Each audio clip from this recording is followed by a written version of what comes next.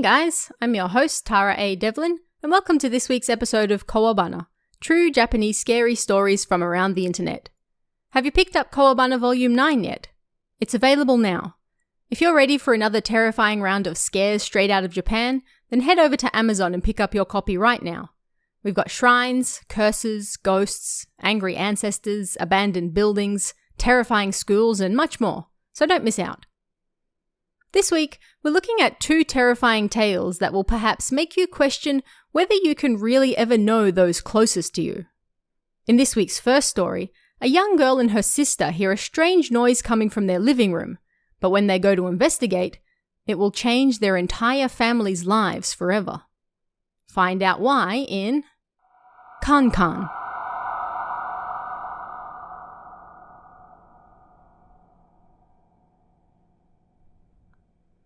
This is a terrifying experience I had when I was just a child.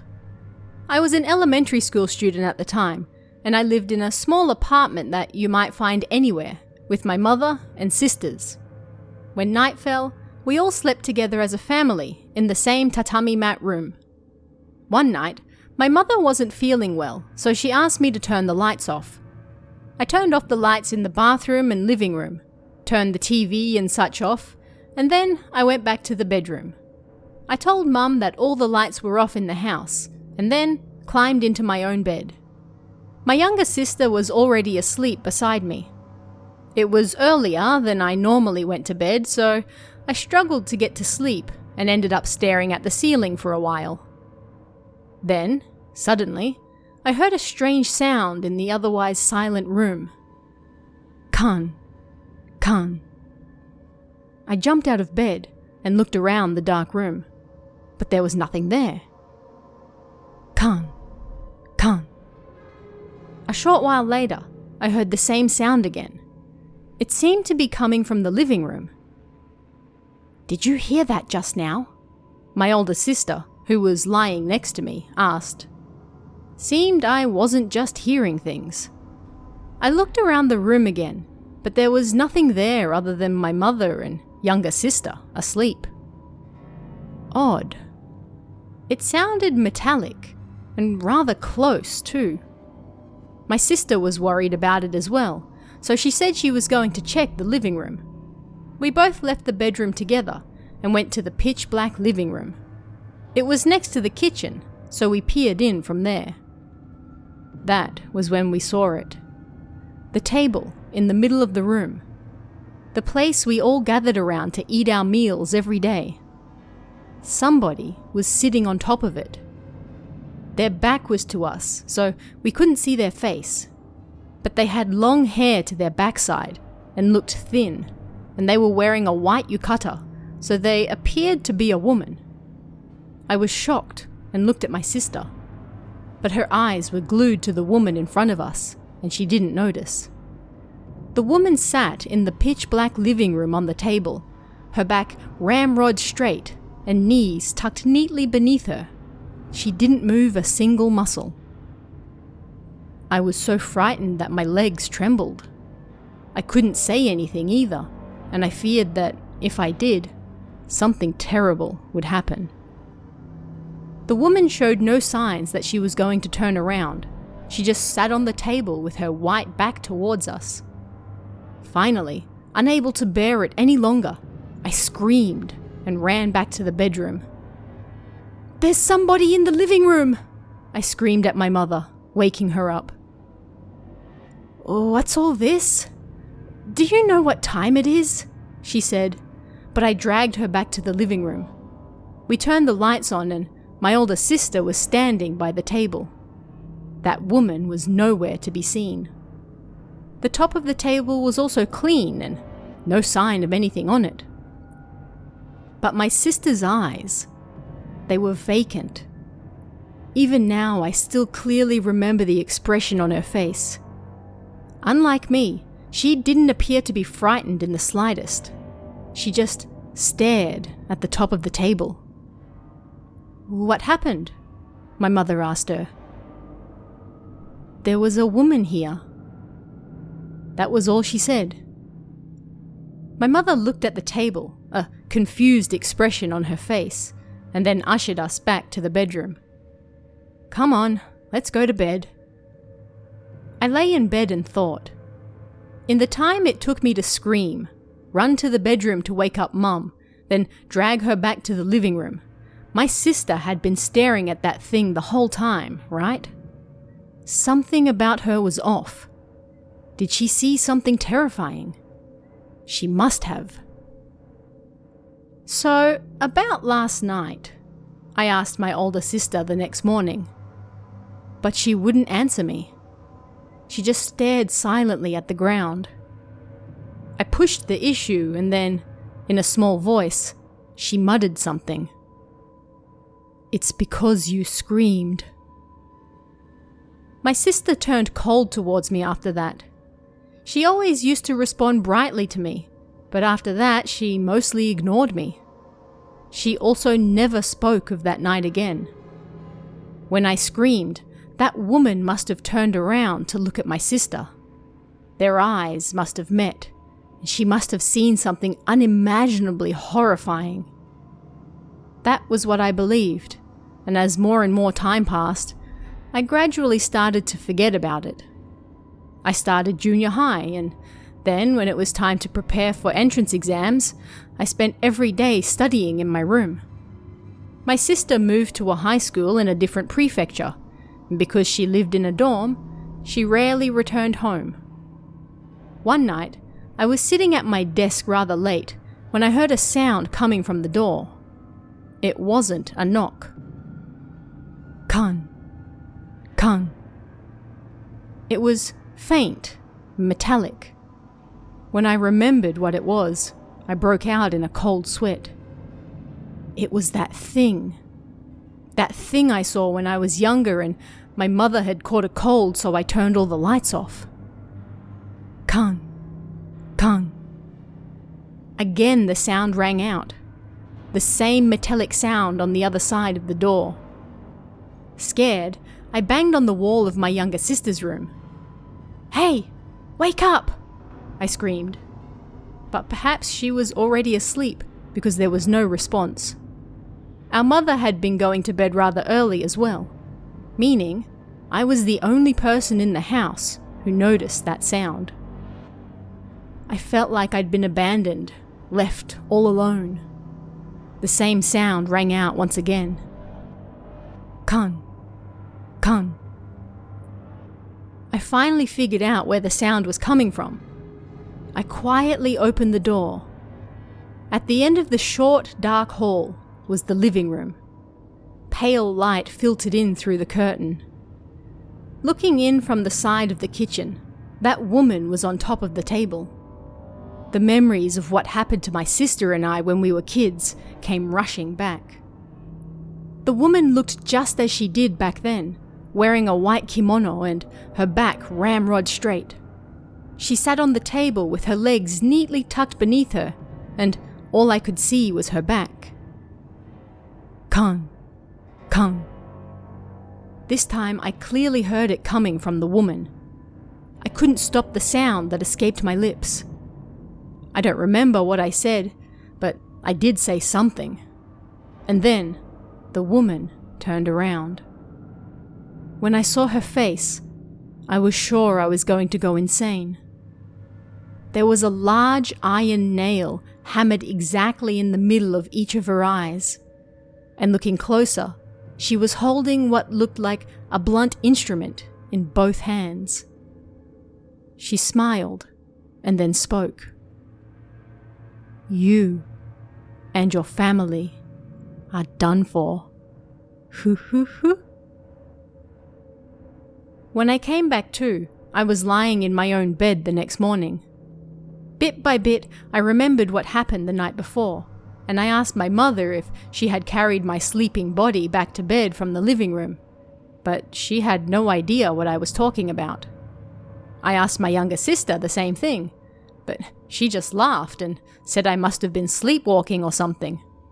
She was already fast asleep when I banged on her wall as well. It couldn't be. I had definitely seen that thing in the living room, and then I passed out. Somebody must have found me passed out, and then taken me back to bed. But when I tried to remember what happened, it was all hazy.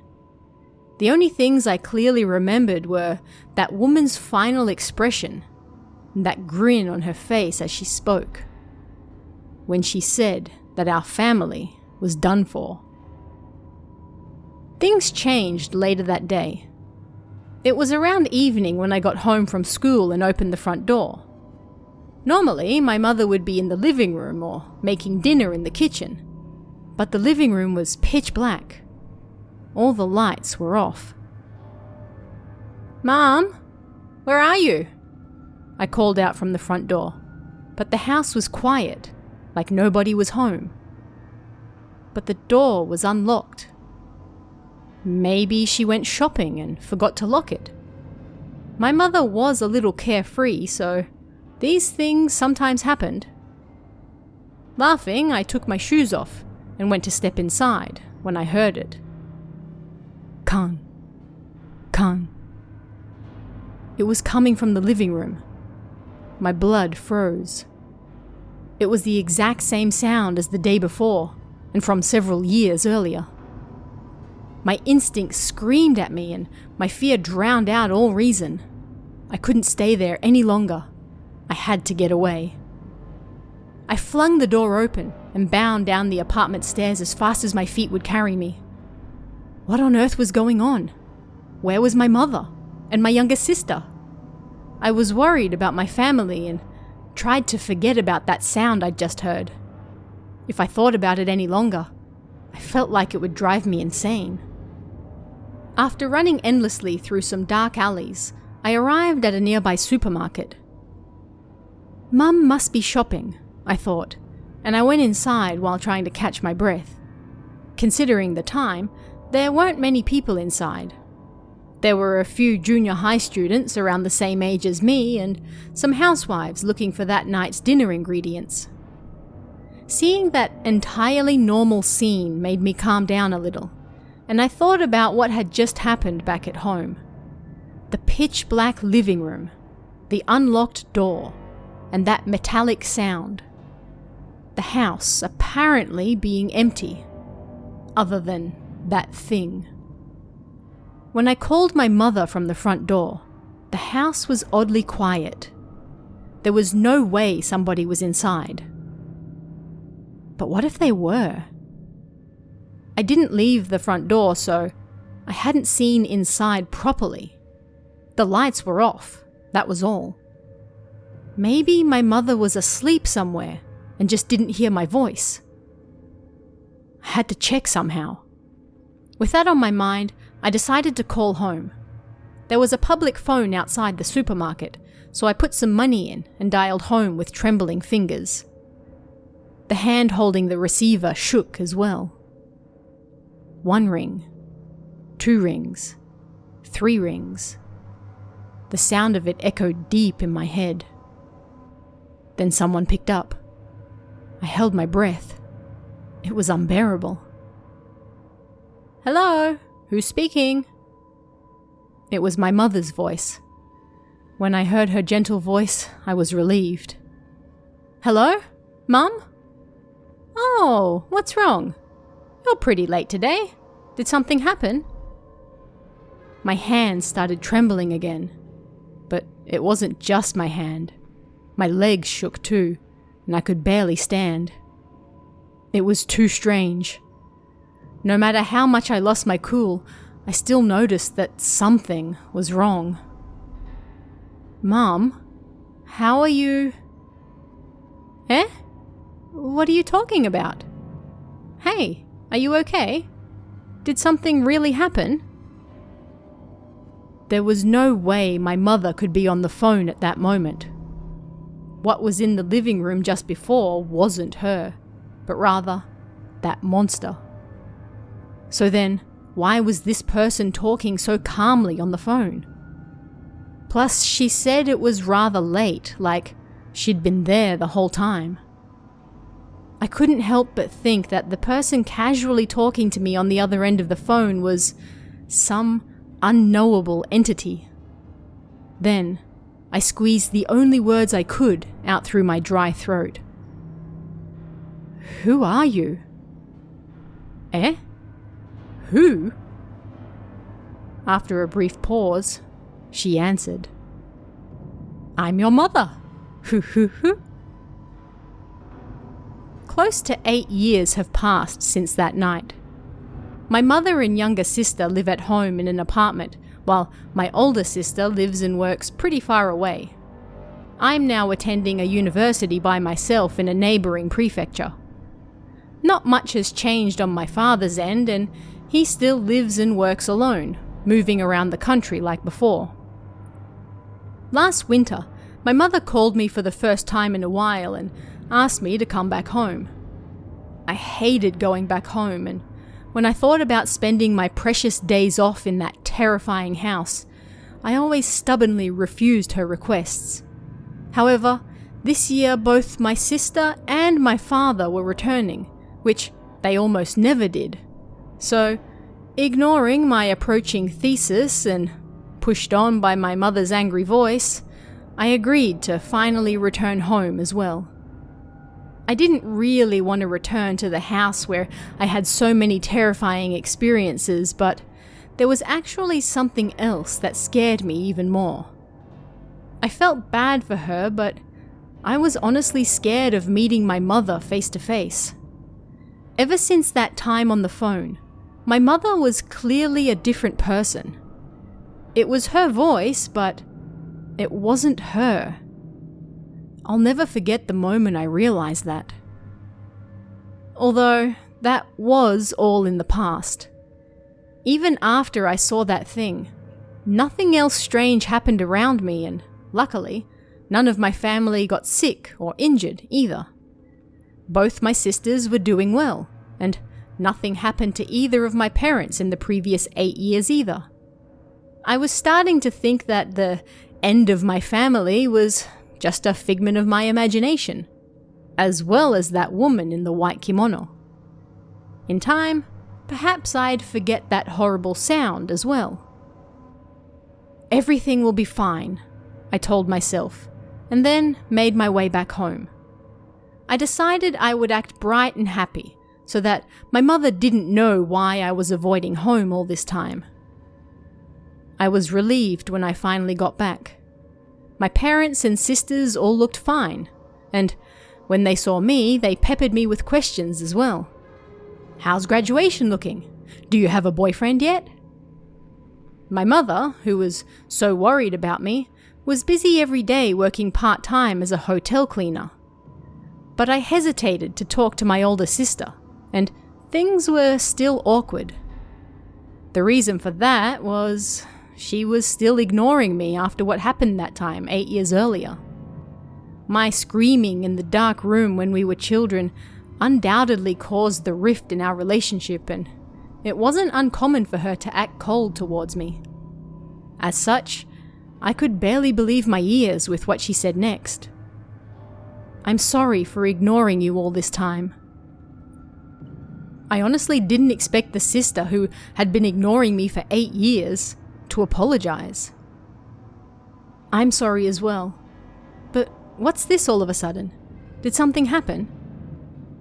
I was so surprised that I felt like I asked something I shouldn't have. Her face went rather stiff, but she asked me to join her in the room we used to share as children. I heard that sound in my house. The moment I heard that sound, chills ran down my spine. She looked at me and then continued. "I came home from work one day around 9 p.m. I was watching TV and then I heard it coming from the bathroom. Khan, Khan. I knew what it was immediately because it was the same sound I heard when we were children. I knew it couldn't be anything good, so I ran out of the house and went to stay with a friend who lived nearby. As I was talking to that friend, I heard it coming from the bathroom again. Khan, Khan. That strange metallic sound. Both my friend and I panicked, and we ran out of the house and called the police. In the end, they didn't find anything in the bathroom, but we had them check the whole apartment anyway, just in case. They didn't find a single thing." My sister's story brought back the horrible memories from 8 years prior. Even now, I still can't forget what happened. That pitch-black living room, the woman sitting on the table, the metallic kan, kan sound, the woman turning around, her horrifying face. That horrifying sound, ringing out without warning, made me afraid of any metallic sound for quite a while after that. Places that played music, cowbells and normal bells, they all frightened me whenever I heard them. Fry pans and pots in the kitchen scared me, and I had to avoid railway crossings too when heading far from home. But there were several points of difference in my sister's story compared to mine from 8 years earlier. She didn't see the woman in the white kimono, nor did she hear a voice. All she heard was the strange kan, kan sound. Plus she heard it coming from the bathroom. I knew about that thing sitting on the table in the living room, but the bathroom? Was it really the same thing? I was about to ask my sister that when she suddenly burst into tears. Flustered, I tried to calm her down. We don't know for sure that it's the same thing yet. Then she glared at me, still crying. Did you not hear about Mum from Mika yet? She asked, her tone fierce. Mika was our younger sister. Hear about Mum from our younger sister? I was confused and had no idea where the conversation was going. I mean, we'd just eaten some delicious beef stew that our mother had made. Nothing seemed strange or off about her, and our sister seemed normal too. Unable to hide her impatience, my sister turned to me and, wiping her tears, said, "Sometimes she sneaks out of the house at night," she said. "Ask Mika if you want to know more." Seeing my older sister acting so out of the ordinary, I went straight over to my younger sister's room to ask her what was going on. "What's all this about Mum leaving in the middle of the night?" "Ah, did you hear? It's true. Do you want to watch it together?" That night I slept in my younger sister's room, laying out a mattress next to her bed, and I stared at the ceiling while waiting for the time to come. According to my sister, our mother would always leave the house around the same time, at just past 1 a.m, and then she'd return about 10 minutes later. At first, my sister thought she was going out to have a cigarette, so she didn't think much of it and then went back to sleep.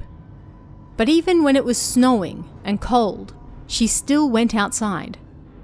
When she asked Mum about it, all she said was, "What are you talking about?" She didn't appear to be playing dumb, nor was she aware that she was going outside in the middle of the night. Suspicious, my sister then followed her out one night. "It's about time," my sister whispered to me. The very next moment, I heard something in the hall on the other side of the door.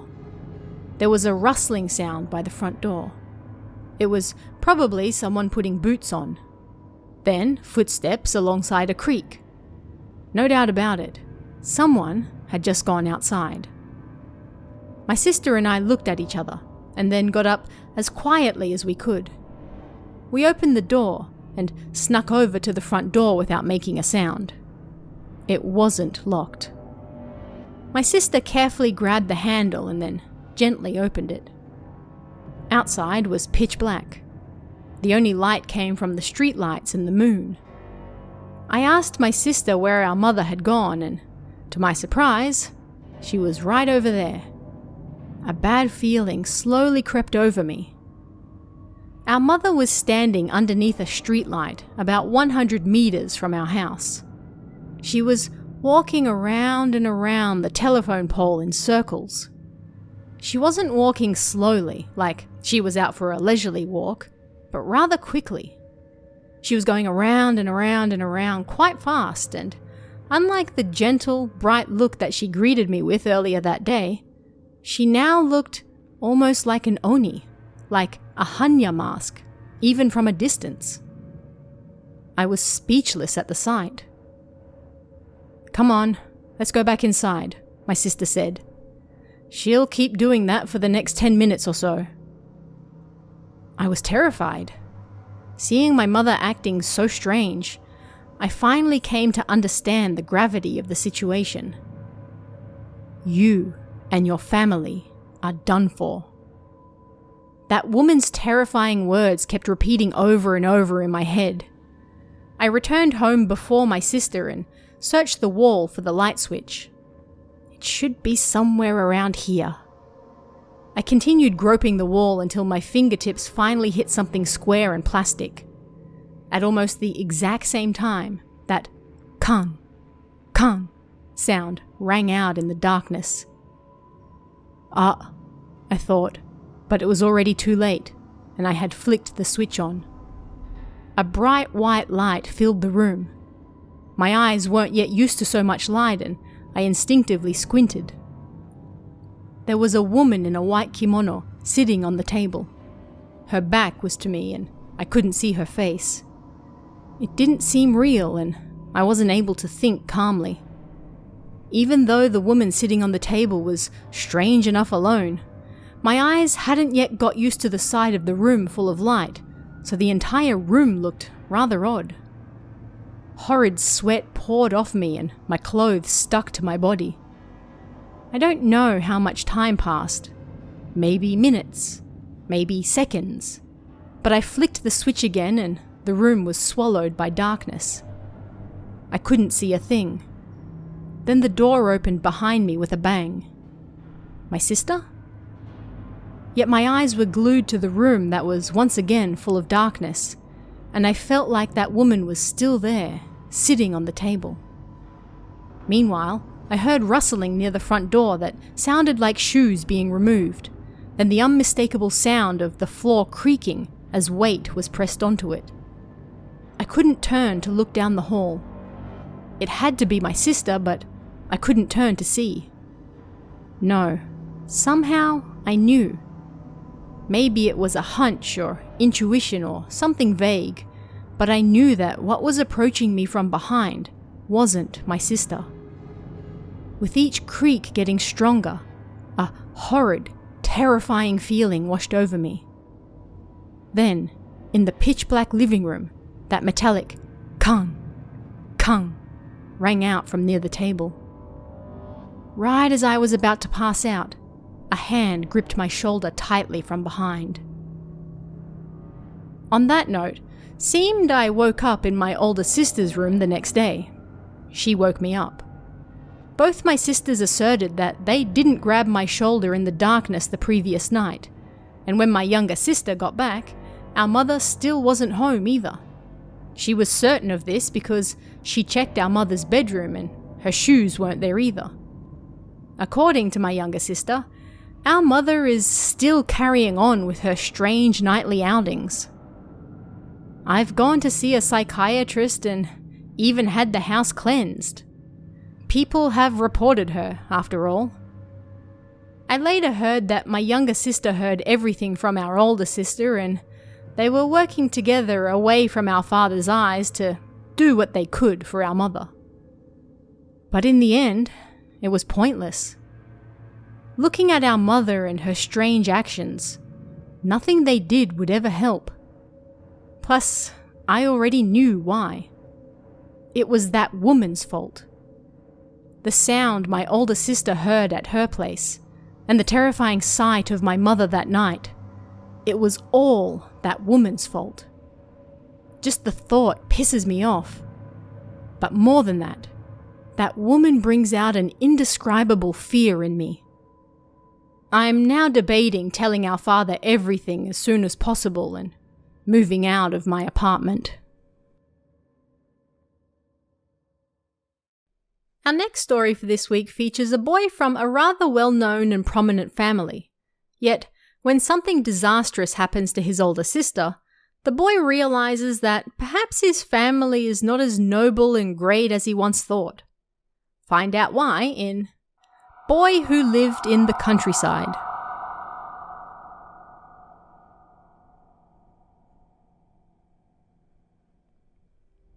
About 5 years ago, I was drinking at home with two friends.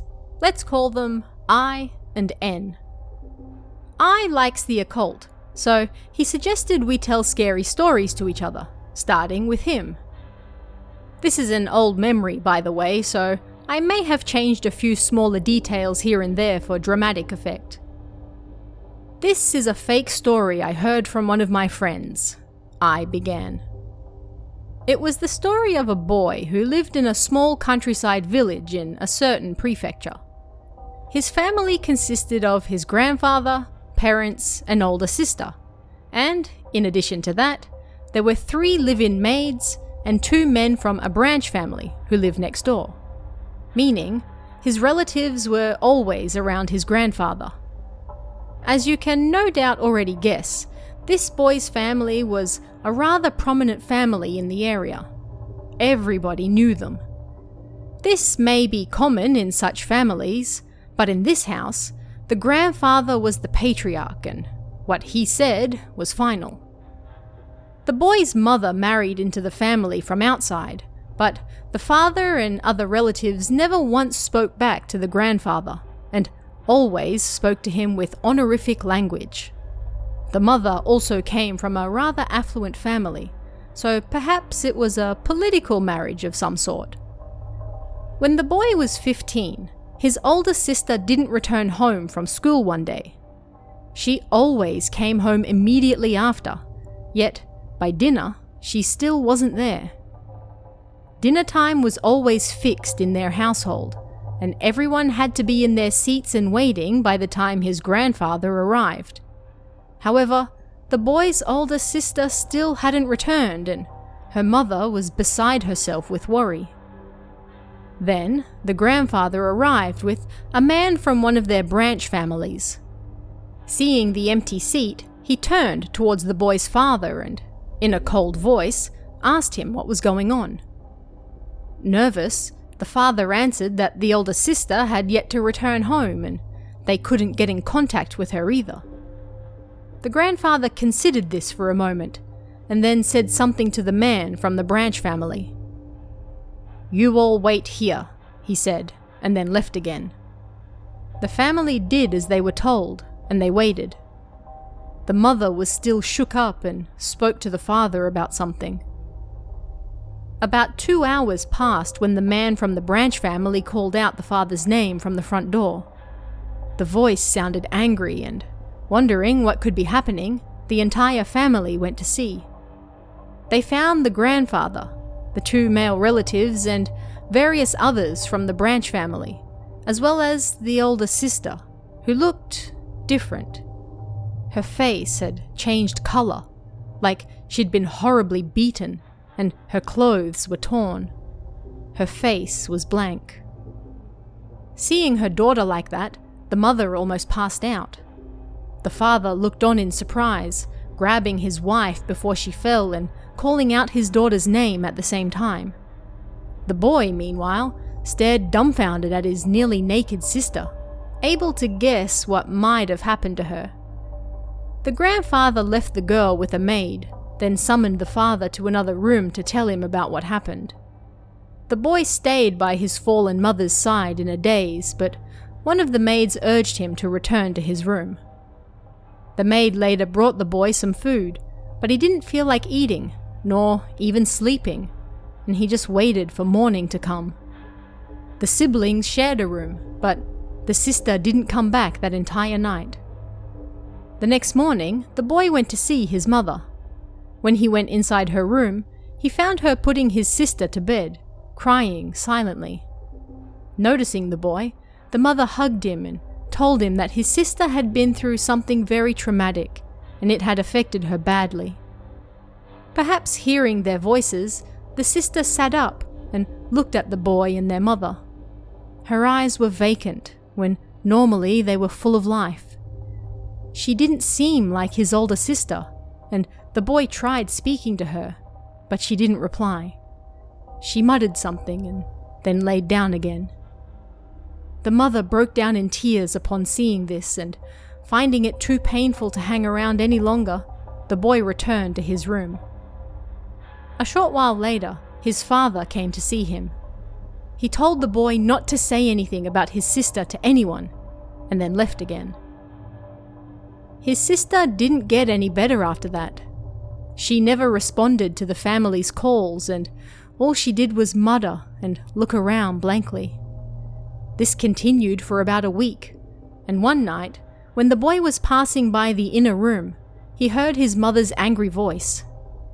He wondered what was going on, but normally only his grandfather, father, and the 2 men from the Branch family were allowed in there, so the boy stayed where he was and tried to pick up what he could. Yet the inner room was beyond the hallway, so all he could hear was his mother's angry voice. The next night, as he was laying in bed, the boy's father came to their room. The father called out to the sister, but she didn't reply, so he picked her up and carried her somewhere. The boy was worried when his sister hadn't returned by the next morning, but then his father summoned him. When he got there, he found his grandfather waiting too. The boy took a seat, and then his grandfather started talking. The tale he heard was shocking. His mother had taken his sister and gone. He was to forget about the 2 of them. He was too shocked to remember much of what happened next, but when he learned that his kind mother had run off with just his sister and left him alone, he felt betrayed.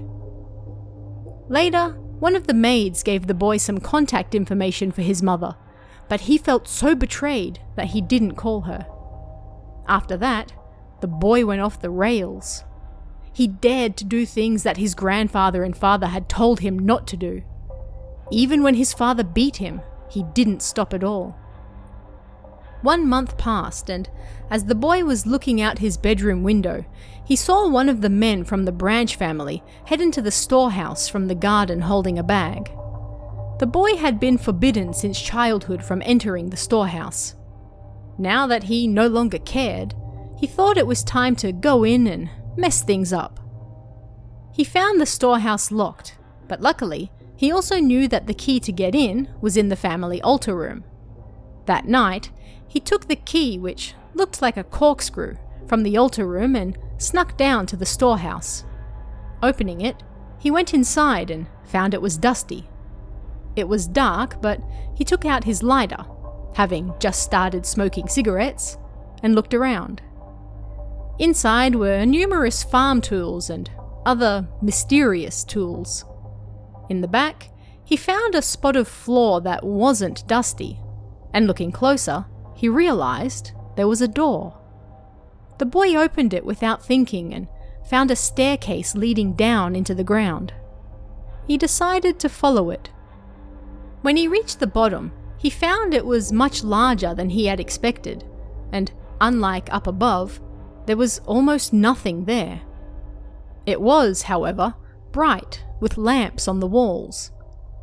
As he walked forward, the path got narrower. As he approached the end, the boy froze. There was what looked like a jail, and inside it, a person.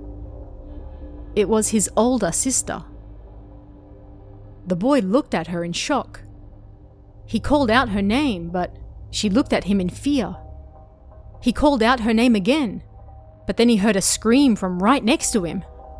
He almost fell over in shock. He found the owner of that voice right away. In the next cell over was a man with long, messy hair. The man stared at him and kept screaming. Growing afraid, the boy ran out of the storehouse, but he was also scared that his family might find out where he'd been, and he realized he'd forgotten to lock up. He rushed back, locked the storehouse, returned the key to the altar room, and then went back to his room.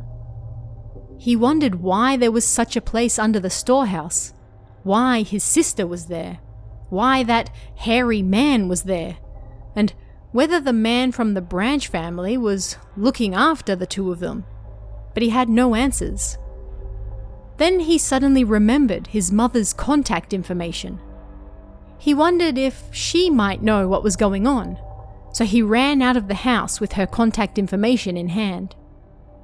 There was a public phone about 10 minutes from their house. He called the number on the paper. It was late at night, so at first nobody answered. But then, finally, a grumpy voice picked up. "Hello?" It was his grandmother from his mother's side's voice. When he gave his name, his grandmother seemed surprised, but happy. The boy cut her off and asked if his mother was there. She told him to wait a moment, and then his mother answered. She sounded happy as she cried. The boy told her about what he'd just seen. "Did you say anything about this to anyone in the family?" his mother suddenly asked, her voice taking on a dangerous tone. "No," he said, and she told him to make sure it stayed that way. "Well, now that you've seen it, I should tell you all about it," she said, "but it would be too long to tell over the phone." Then she told the boy that that house was dangerous, and he would be in danger too if he stayed there any longer, so she asked him to come and live with her instead. The boy was overjoyed. He immediately accepted, and she explained what would happen next. The mother was living in her mother's house, and she wanted to invite the boy there, but if she stole the grandfather's heir, he would leave no stone unturned trying to find him, so they would have to go and live somewhere else. It would take a bit of time to find them a place to live, and she had no way to contact him in the meantime. So, they agreed to meet at a temple a short distance from the boy's house in 1 week's time. The boy told his mother that he understood. She warned him to be careful, and then they hung up. Although he didn't want to go home, the boy also didn't want to cause any more trouble before his mother's plan was carried out, so he sadly returned. Starting from the very next day, the boy locked himself in his room. He didn't go to school, and neither his grandfather nor his father said anything about it. Then, 2 days before he was meant to see his mother, his father came to him during the night. He called out to the boy, but he ignored him. His father rarely showed interest in his children, and the last time he visited during the night was to take his sister away. Instinctively, the boy knew that he was going to end up in the same place too. Up until that point, the boy thought that he'd be fine no matter what he did because he was the family's heir. But that thought had now completely disappeared from his head. As his father approached him, the boy quickly answered. Then his father simply told him to come. Panicking, the boy thought about what to do. Perhaps he could escape from the toilet. "I need to use the toilet. Can I go there first?" he asked. His father was reluctant, but finally gave in. The boy went to the toilet, locked the door, and then quietly opened the window. Luckily, the toilet window was rather large, so he was able to sneak out. Once he was free, the boy ran for the main gate. Yet he sensed people there, and from the shadows, he saw several men from the Branch family standing there. The boy got chills. They were probably waiting for him and his father. Giving up on the front, he decided to run for the back gate.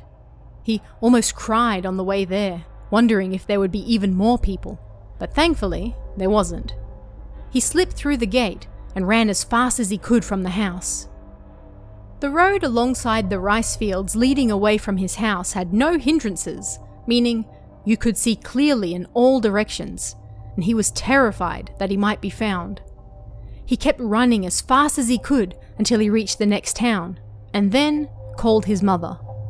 He'd kept the paper with her contact information on him the whole time. His mother answered, and when she heard him out of breath, she realized that he was in trouble. "Where are you? I'll come and get you right away." He told her where, and she hung up. A short while later, she arrived, put the boy in the car, and they drove off. The mother's older brother and father were also in the car. The boy was relieved and fell asleep in his mother's arms. When he next woke up, he saw his mother's face. He was lying down in bed. He got up and looked around, and it appeared they were in an apartment somewhere. "This is where we'll be living now," his mother said. "We're quite a distance from that house now, so you don't have to worry. Your grandfather won't find you here." The boy's mother seemed to have heard a lot from his father, so after that, she told him all about his sister and the hairy man. That place was somewhere his ancestors used to lock up criminals and those who went against their will. The boy's sister was likely attacked by someone who had a grudge against his grandfather, and because the violent act broke her, the grandfather was displeased and locked her up down there. The boy's mother tried to help her, but she was then kicked out of the house by the grandfather. As for the hairy man, his mother didn't know about him, but after thinking it over, she thought that perhaps it was the man she heard went missing from the Branch family. The mother wanted to save her daughter, but the grandfather would never let that happen, and because he had ties with the police, if she tried going to them, it would just make things worse. She hugged the boy and cried. 10 years passed after that. When he first started living with his mother, the boy's grandfather often sent servants to her family home to pressure them into giving them up, but it appeared they had finally given up. The boy had felt guilty that whole time about leaving his sister in such a state while he lived happily with his mother. But just recently, they received word from his mother's family that the boy's grandfather had passed away. What do you think happened to the boy, now grown up, when he heard that? I then asked us. We suggested that the boy then went back to save his sister and asked what happened. But I said he didn't know and laughed. What the hell? Of course, the two of us complained, but when we went to visit I's house recently, we learned from his mother that she was a single mother who raised him alone.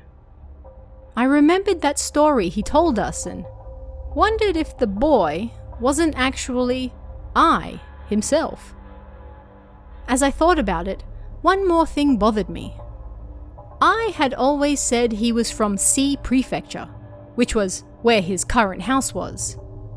But the way he said "Acha" when he was surprised, or his intonation when he got drunk, I'd never heard anyone in C Prefecture speak like that before.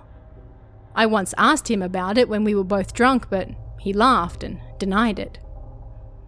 We haven't heard anything about that story since that day, but I still believe that I and that boy were the same person.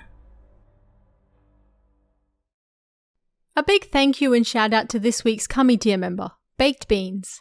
It's thanks to your support, along with everyone else, that I'm able to keep doing this show, so thank you very much. Don't forget to pick up Kowabana Volume 9, available on Amazon right now, and check out our newly revamped merchandise store at kowabana.store. And if you'd like to chat about this week's stories, come and join us in the Kowabana Discord. You can find that link in the description or on kowabana.net. You can also check out our Patreon at patreon.com/TaraADevlin for exclusive bonus stories and extras, or our YouTube channel at youtube.com/KowabanaJapan for all sorts of Japanese horror you won't find anywhere else. Thanks guys, stay safe and I'll see you again next time for even more Kowabana, true Japanese scary stories from around the internet. Want even more scary stories? Head over to kowabana.net for new translations every week. You can also join our Patreon for exclusive stories you won't find anywhere else. Head over to kowabana.net now.